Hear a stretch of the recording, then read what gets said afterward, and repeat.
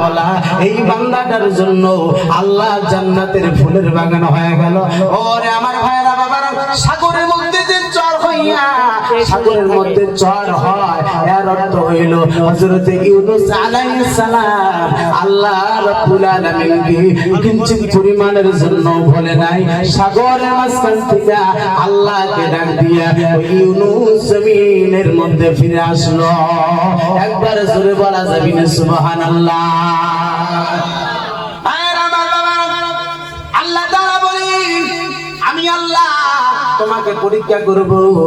আমি আল্লাহ তাআলা ভয় দিয়া ভয় আল্লাহকে করিয়া হযরত ইব্রাহিম আলাইহিস সালাম আল্লাহ রাব্বুল আলামিনের জান্নাতের মেহমান হইয়া গেল। বন্ধুরে ভাইরা আমার, ও আমার বাজানরা, 2 নাম্বার আল্লাহ তাআলা বলেন তোমাকে ক্ষুধা দিয়া পরীক্ষা করব। ও বাজার 3 নাম্বার বলেন তোমাকে মাল দিয়া পরীক্ষা করব। 4 নাম্বার তোমাকে জীবন দিয়া পরীক্ষা করব। 5 নাম্বার তোমাকে জমির ফসল দিয়া পরীক্ষা করব। যদি ধৈর্য ধারণ করতে পারো আল্লাহর জান্নাতে যাইবা, ধৈর্য যদি না ধারণ করো রে আল্লাহর জাহান্নাম পাইবা। আল্লাযীনা ইযা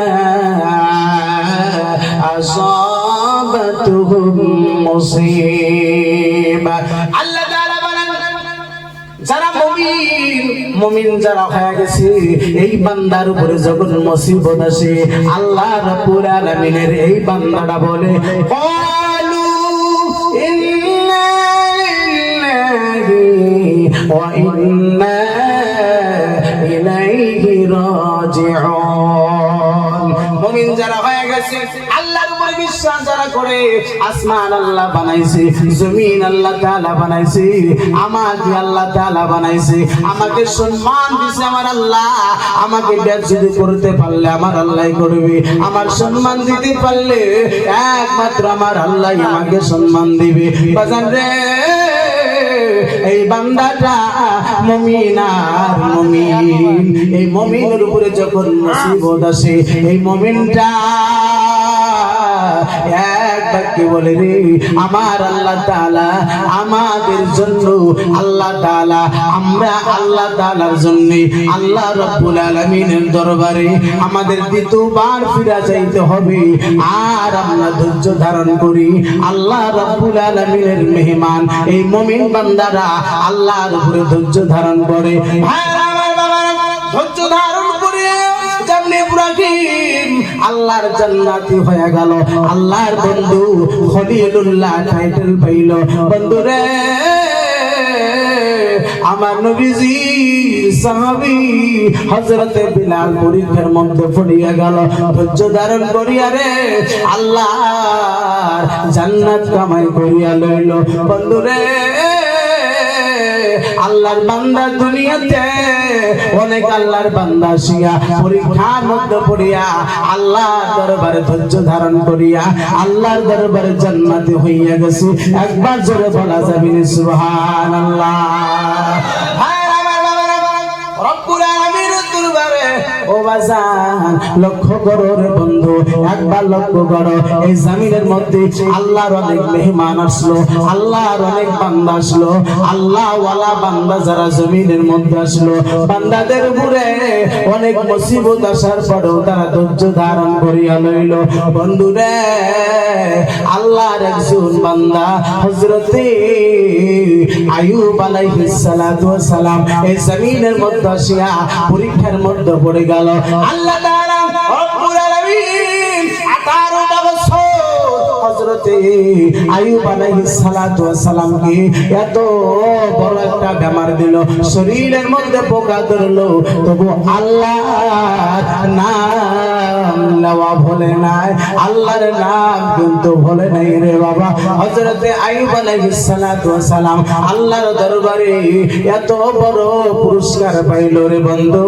আমরা আল্লাহর দরবারে যদি ধৈর্য ধারণ করতে পারি, আল্লাহ রাব্বুল আলামিন বলেন বান্দা আমার নবী আইয়ুবের মতো যদি ধৈর্য ধারণ করতে পারো, আমার বন্ধু খলিলুল্লাহ ইব্রাহিমের মতো যদি ধৈর্য ধারণ করতে পারো, বান্দারে আমি আল্লাহ তোমাকে আল্লাহর জান্নাতের মেহমান বানাইয়া দিব।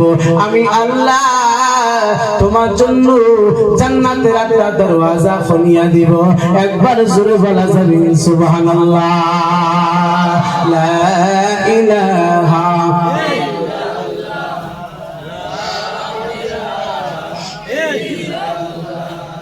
লা ইলাহা ইল্লাল্লাহ, লা ইলাহা ইল্লাল্লাহ, আর জোরে লা ইলাহা ভালোবাসি মদিনা, বলেন ভালোবাসি মদিনা, আর জোরে ভালোবাসি মদিনা। যাব আমি জানি না, ও ভালোবাসি মদিনা, আমি কবে যাব জানি না, কবে যাব জানি না।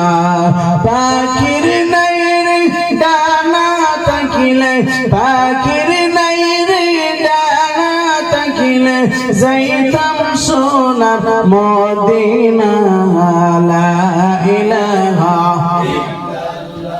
আর জোরে লা ইলাহা ইল্লাল্লাহ, লা